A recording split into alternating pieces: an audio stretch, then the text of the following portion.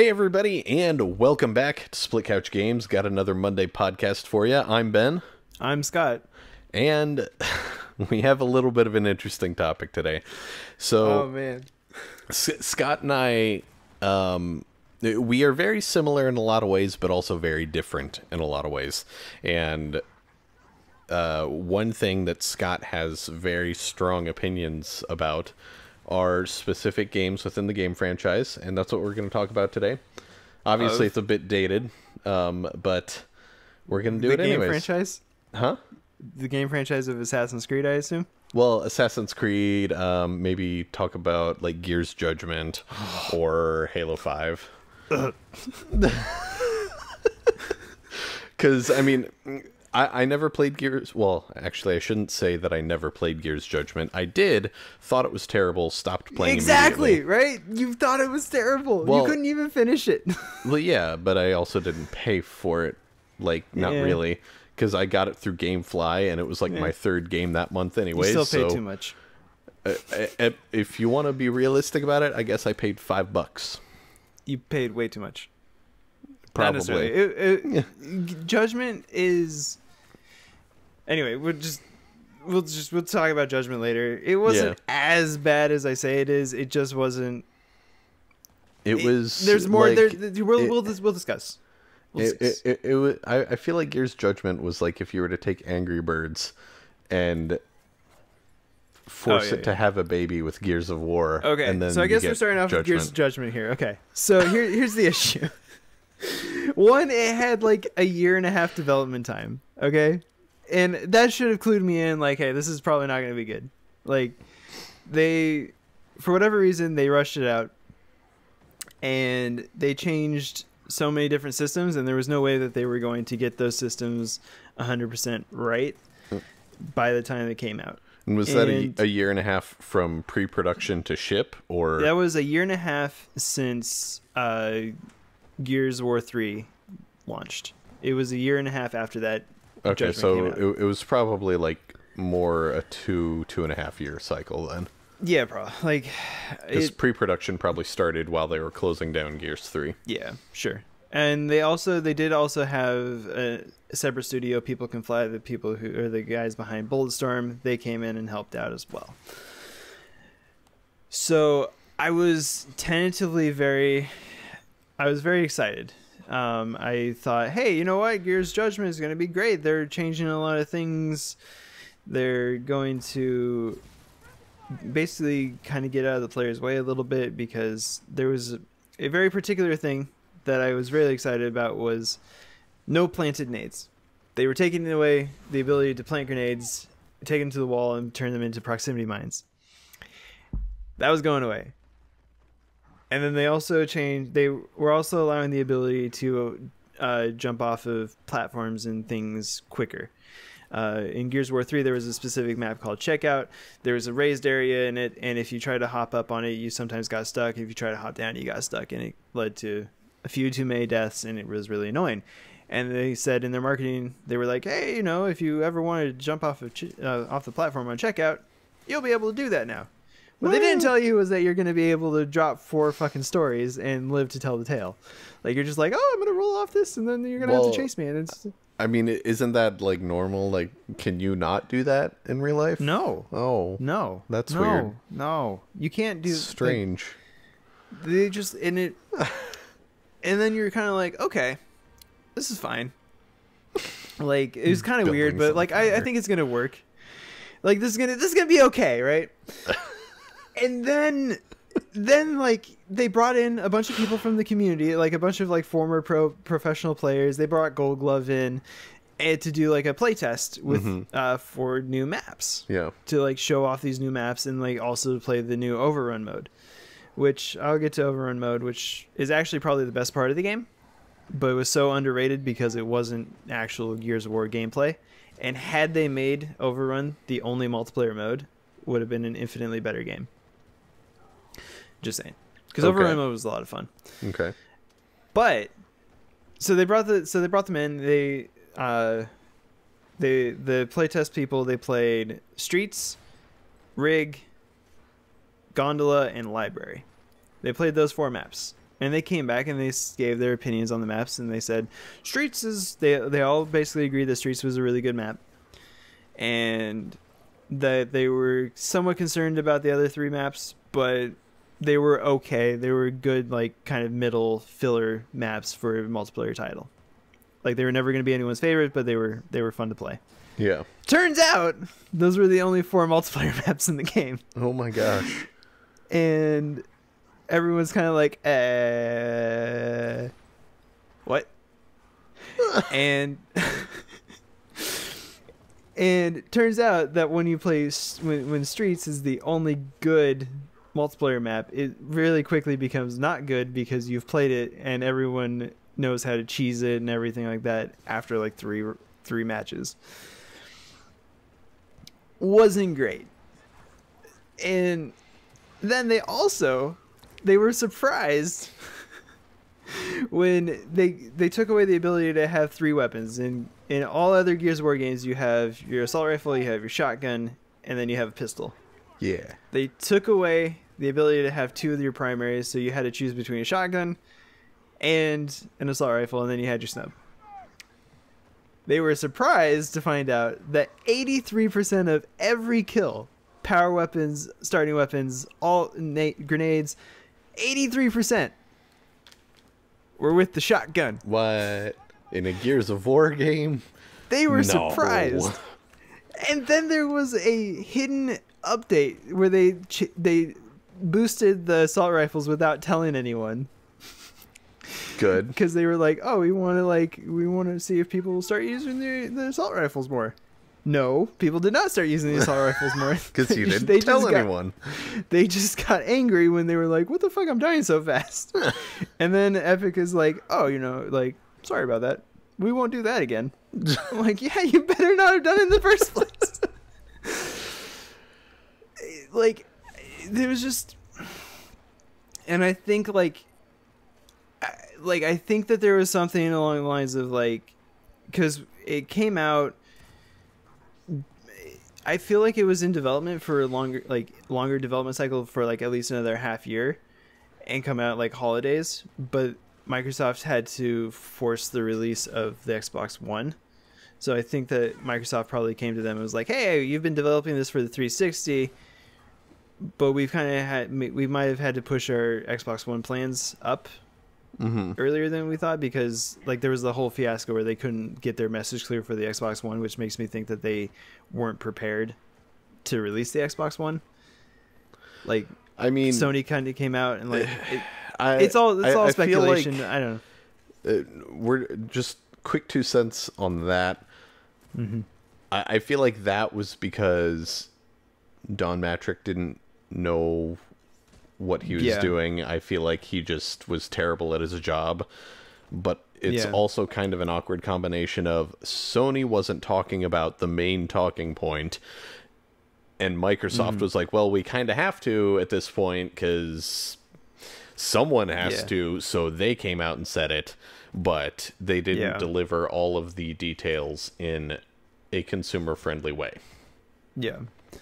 Anyways, like I imagine that there was some sort of pressure for Microsoft to get it out when it came out. Sure. Like whether that's just because the Xbox One was coming out and they knew, and then Epic knew that, hey, this isn't going to sell in the holiday season when there's a whole new console out.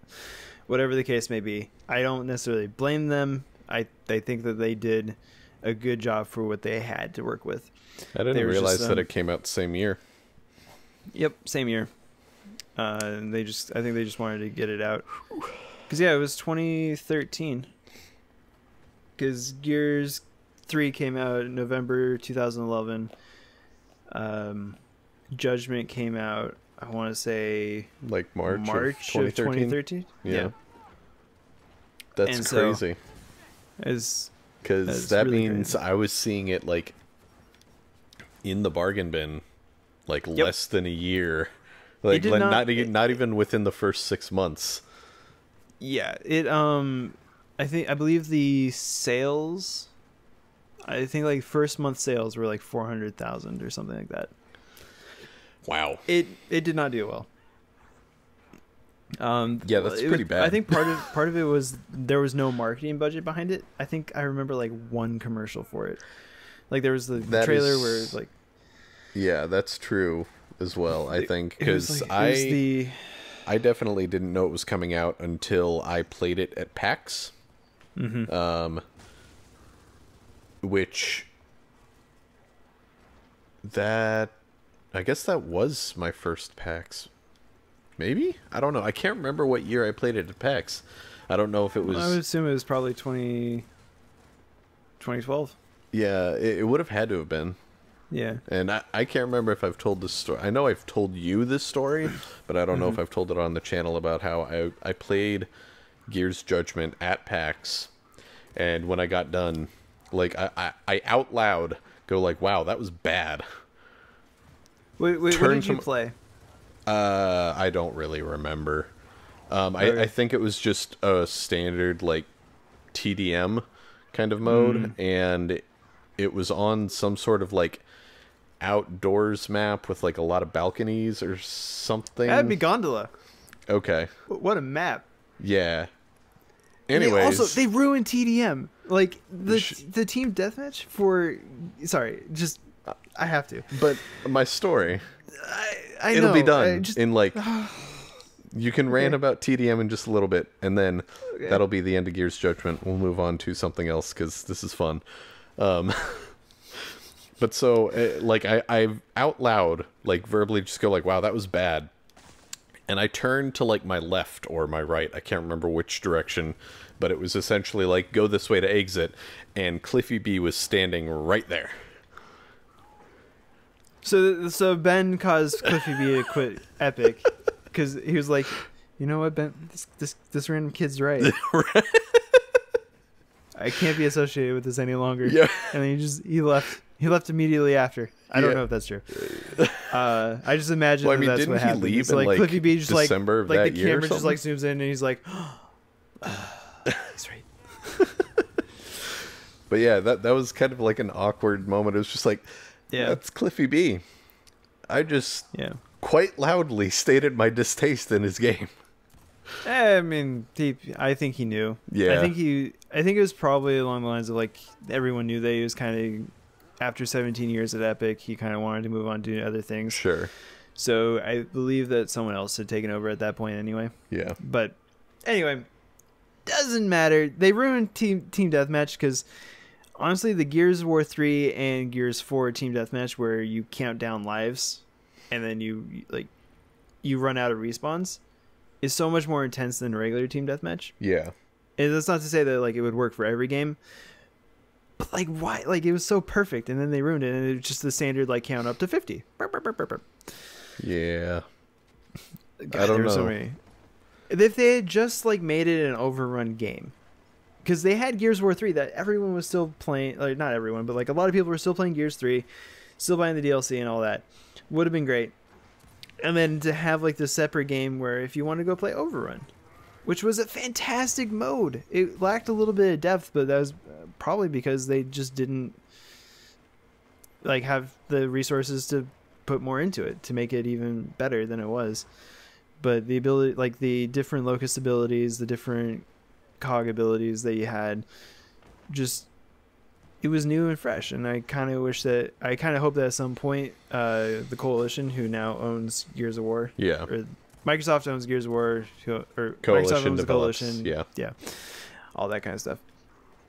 I kind of hope that they revisit Overrun, because I think that'd be fun. Yeah. So enough about Judgment. I'll let you pick Halo 5 or Assassin's Creed 3. I know Do you get both of them, or I suppose it depends on how long you stay on one topic, because we're about halfway through. Yeah. So I tell you what, why don't we start with Halo 5? I'll give you about 5-6 minutes. Halo 5 will be pretty short, I think. Yeah. Because I know that your biggest beef is kind of the same one that a lot of people have, which is just the interaction between Blue Team and Osiris was just... It was like two brick walls staring at each other. Yeah. So, okay. So, first of all, I want to say this now, that when I've only played Halo 5 with 4-player co-ops, and I know that like if you play it solo, you get more dialogue between team members, which is fantastic. A great decision. 343. Not really. I don't know. It's kind of weird. But anyway, so I don't have I can't speak to every single piece of dialogue that was said in the game.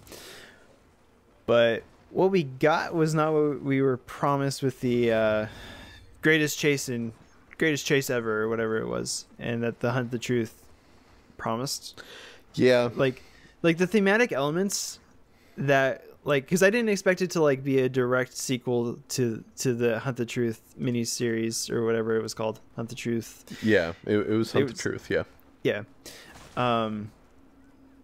And the thematic element was the like Chief was the symbol, and they needed he needed to be that symbol, but he was doing something to break that symbol. Yeah. And it had that needed to carry over to his, spoiler alerts for obvious reasons, spoiler alerts, for his hunt for Cortana, leaving his post. Basically, he needed that thematic element needed to carry over, but that wasn't really there. That was basically like Master Chief was like, I'm gonna go get Cortana, and then Locke is like, I'm gonna hunt Master Chief, and then that was pretty much it.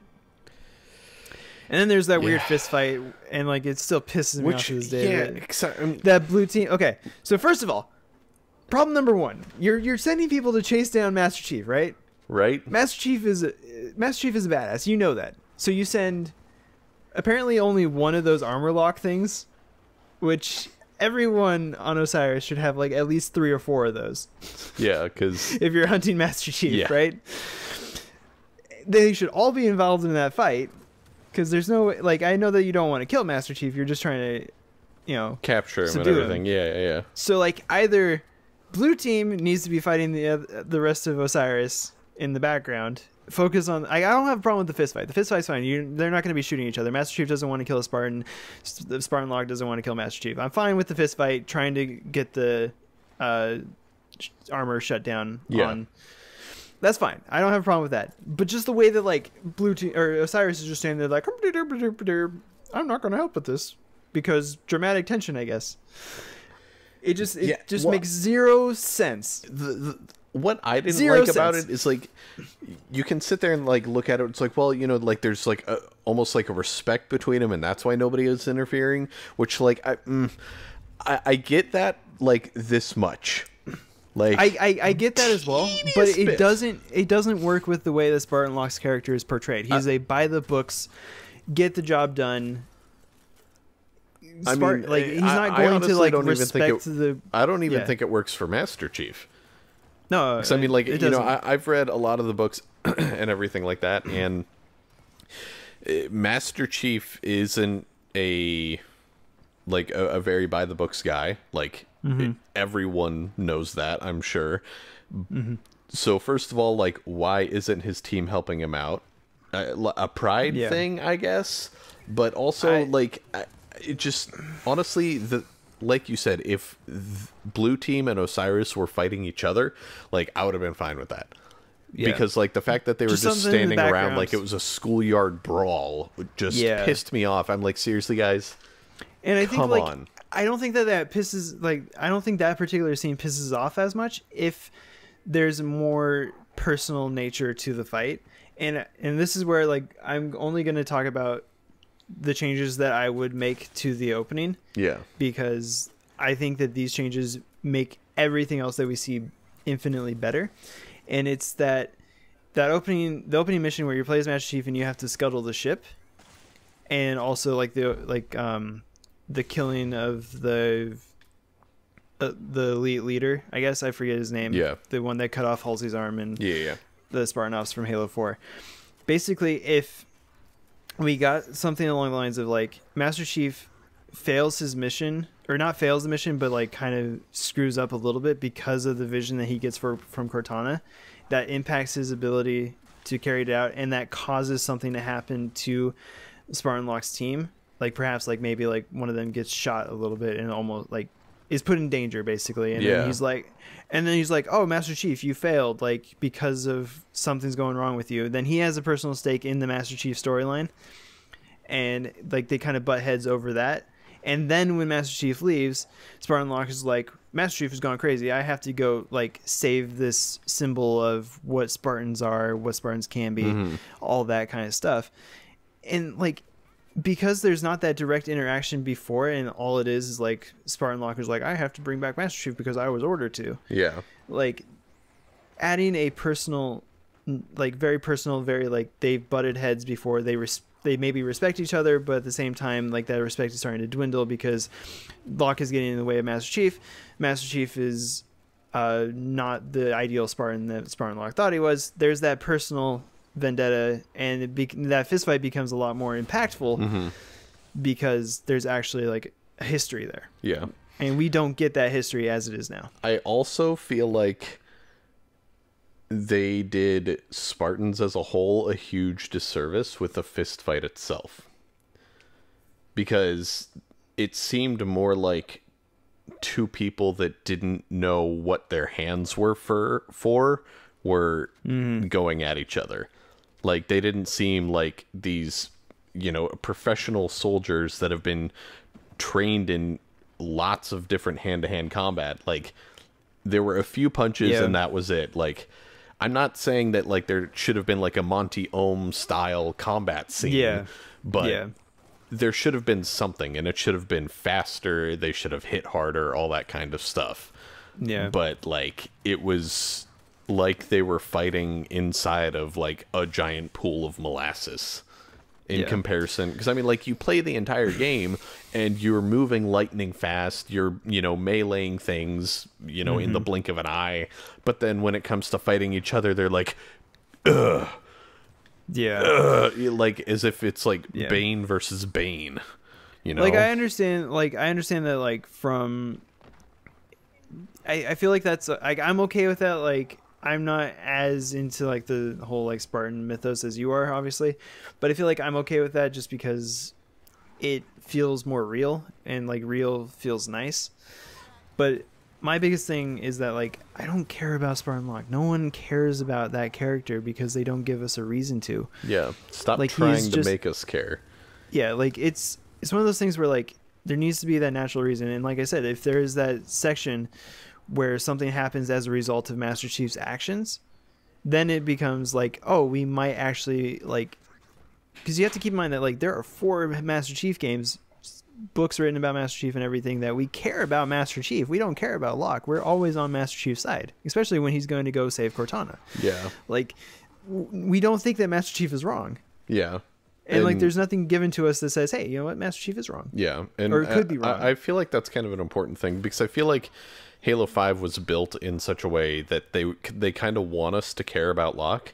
Like, even if it's just in a, like, slight antagonist kind of way. But I feel like at this point, it's like if you were to take the Metroid games and all of a sudden put in, like, some other... I don't even know what Samus technically is. I don't know a whole lot about soldier, super soldier. Sure. Like, but like if you put in another person that is the same thing as what Samus is, and then like try and make us like that other, it's like, no, you can't do that. There's like an entire generation of fans at this point that have fallen in love with this original character. Like, you can't replace them. Yeah, and you have to add to it and make them. You have to make them different. But like, you have to make them. You can't, like, not necessarily equal in the sense of like skill or anything, but like equal in terms of their beliefs, and not the same beliefs, but equally strong beliefs that play off of each other and have to interact. Yeah. And there was none of that. And I mean, like, with the Halo franchise specifically, and honestly, this probably can apply to a lot of franchises. Like, if you're going to keep a character around like Master Chief, you kind of need to go the route of Nintendo almost, where that character is still like the primary person. Like, they are the focus. They are what you want your audience to follow. And like, that way maybe you don't lose track of essentially like what built your franchise. Because like, if all of a sudden Mario was like, you know, don't worry, or if Nintendo was like, you know, don't worry about Link, because we have this other guy in you know, like turquoise clothing, and you should really care about him. Like, yeah. Or, you know, the same thing with Mario. Like, if they started focusing on Luigi more than anything, I feel like they're not going to be nearly as many people interested, and you're now essentially segregating your community, and that's not good for anybody. Yeah.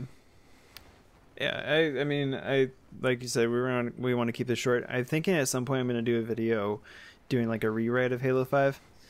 I think that would be kind of fun. Rewrite of Halo 5. Take out Locke. No, I like Locke because he needs to be there to push Master Chief. He can't just be there to... I don't honestly feel like Locke was a very well-written character, though. Well, yeah. Like, I'm going to rewrite some things. But I mean, like, as a whole, like, and that's why I didn't like him. Like, he wasn't interesting. He wasn't anything, really. Like, he wasn't in any way interesting. Exactly. Which is why there needs to be a rewrite.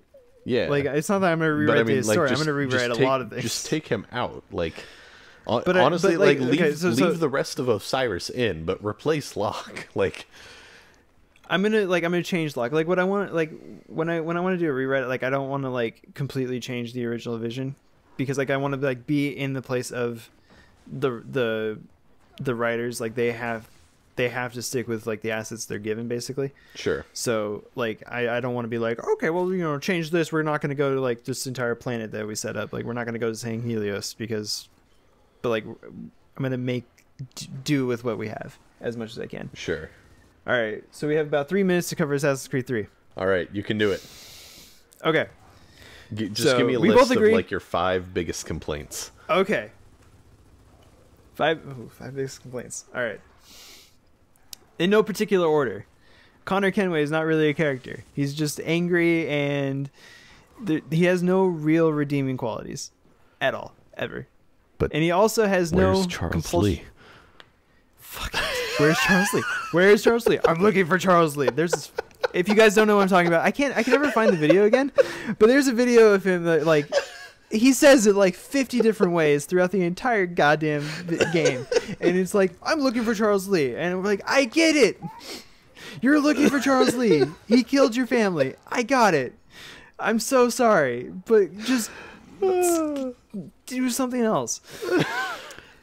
No redeeming qualities, and like the fact that like he is so like unredeemable as a character makes the ending that was just super cool, because like you find out that his mentor names him gave him the name Connor because his son was named Connor. Completely like it's a sweet moment, but it loses its thing because I don't like Connor. He doesn't deserve that name. Like,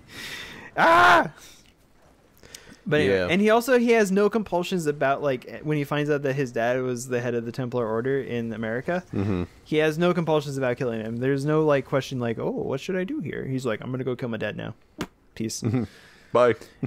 Like, there's no like the moment that like he should have some questions, no questions. But he's just like, I got this. On that note, though, I feel like if anyone grows up and their father is not in the picture, sure, and they come across this moral dilemma, they'd be like, well, he is an evil person. Like, I don't really know him. He might be related to me. So that brings genetics. Me to my second point.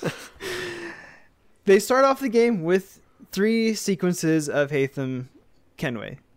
And really awesome 3 sequences, because you kind of like, that guy's kind of an asshole. Like, I don't know if I like him in the Assassin's Order. And then it's like, oh shit, he's not an assassin, he's a Templar. Really cool. And there's a promise there that like they're going to start blurring the lines between the morals of the assassins and the Templars. Yeah. And there's a little bit of that throughout the game, but it doesn't manifest itself in the main character. The main character does not feel any of that. He's not, at one point does he see the side of anything. Like, his dad tries to convince him, and there's that, but there's still Connor never questions anything. Yeah. I feel like Haytham trying to convince Connor was more in there for the player than anything else. And I feel like it could have easily have been in there for Connor as well. But it was not, like, Connor didn't react. He didn't question anything. Yeah. And that's the biggest thing, is that like the main character, who is supposed to be your portal into the world, like is supposed to be your avatar, didn't care about anything that was being said. Yeah. Third, there were a bunch of glitches. I know the previous Assassin's Creed games have had glitches, but outside of one time in, I think, Brotherhood, where I fell through the world, I really hadn't encountered any game-breaking glitches. There was in particular the Paul Revere mission, which I know a lot of people didn't like because Paul Revere was like dipshit the entire time, which is completely reasonable. Put it mildly, yeah.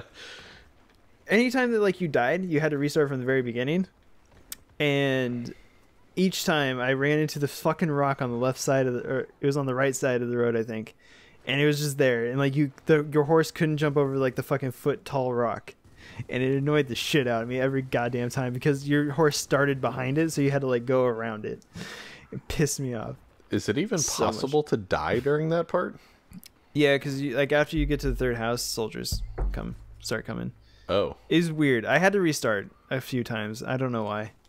Apparently you're not good at Assassin's Creed, I guess. I don't know. I think at that point I was pretty much done with Assassin's Creed. And I was like, I just want to finish this.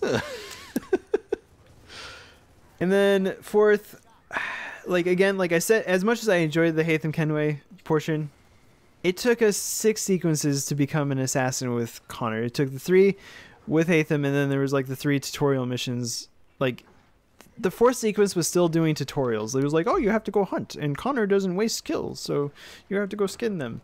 Yeah. And like, and that was really annoying. And then the economy system, I understand what they were trying to do with, like, they were like, oh, your homestead, like you have to like develop your homestead. Yeah. I never wanted to go back there. Like it was just like I never saw the need to go back there and do those things because it was just so far out of the way. I would have much rather have had that be a thing throughout the city and have like those story missions interspersed in the cities that you were in, which would force you to explore those cities more. And speaking of exploration, fuck the tunnel system. Oh man, that was not good. Nope. That actually, can I replay? I have 6. The tunnel system where you had to like follow the rats or whatever. Yeah. Oh, I didn't do that outside of the tutorial, and then I thought, oh, maybe they're gonna make it easier. Yeah, well, that's assuming you figured out that you could follow the rats. No, they said it. They did? Yeah, in the tutorial, it's like follow the rats. They know the way, or something like that. I sure as hell didn't pay attention during that part. And then like, so I was like, okay, well that's cool. They've introduced the idea of a tunnel system. We're never gonna have to do this again. So I went into a tunnel to unlock the tunnel, and then it was like, hey, you get to do this again. I'm like, nope, I'm done. I literally just left. I was like, I'm not gonna do that again. Never use the tunnels. I don't know. I felt like each piece of Assassin's Creed was just so separated from all the other pieces. Yeah, there was no cohesion, and that really, like, I feel like all of the individual pieces were good, but like they didn't fit together in any way. Mm-hmm. Yeah, like I felt like all of the new climbing animations and climbing mechanics, for that matter, in the game were great, but the city design was terrible. I forgot. Okay. 7. When I played the game, there was some sort of glitch that if I hopped up onto a rooftop, and I would immediately have every guard in the city after me. Like, I know that Ben was like, oh, Ben, I don't think that happened. And then, like, I'm like, oh, it happened to me. And then all of a sudden, like, something clicked. I forget what clicked with you, but then you remembered that was actually a thing. Yeah. And because you don't play games as fast as I do, it didn't affect you as much because you were like, oh, okay. By the time, like, 2 weeks later. Yeah, they patched it. Yeah. They patched it. But, like, I played the game, like, the first week because I usually play games quickly because I get hooked on them. This one I just wanted to finish because I felt like I had to finish Desmond's story.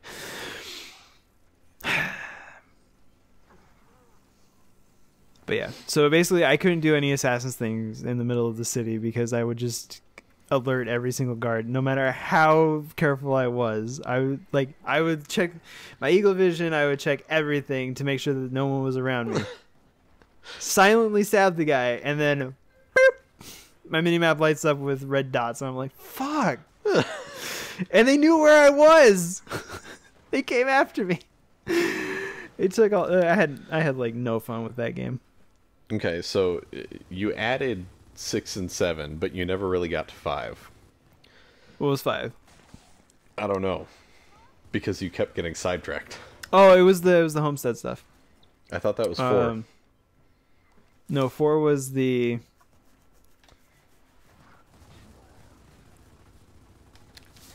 Whatever. Oh, 5 was. Yeah, no, 5 was the. Yeah, 5 was the homestead stuff because I was saying that there was no reason, like, if you had the economy system throughout the cities, then you would explore the cities more. Then I got sidetracked by the tunnel system because you had to explore the tunnels. Gotcha. Okay. Yeah. All right. Well, that was enlightening. So I think mad. it's kind of fun for me, at least, to listen to you rant about games. You're literally just like lying on a couch right now, just smiling to yourself. Yep. This is great. I'm very rustled right now. Anyways, my jimmies are just all over the place. We've gone like way over with this podcast, so. Yep. But it was great fun. I mean, if anybody listening that has gotten this far agrees, disagrees, whatever, tell us your thoughts below. You're wrong if you disagree. I'm just kidding. You're allowed to disagree. If you have anything that you would like to hear us talk about, or if you want us to give our opinions on other games, then, again, drop a comment below, send us a message, tweet at us, something like that. Don't forget to like the video if you liked it, share it with your friends, subscribe if you want to, and we will see you guys next time on Split Couch Games. Looking at the wavelengths for this episode, I'm significantly louder. Oh, wow, that's weird.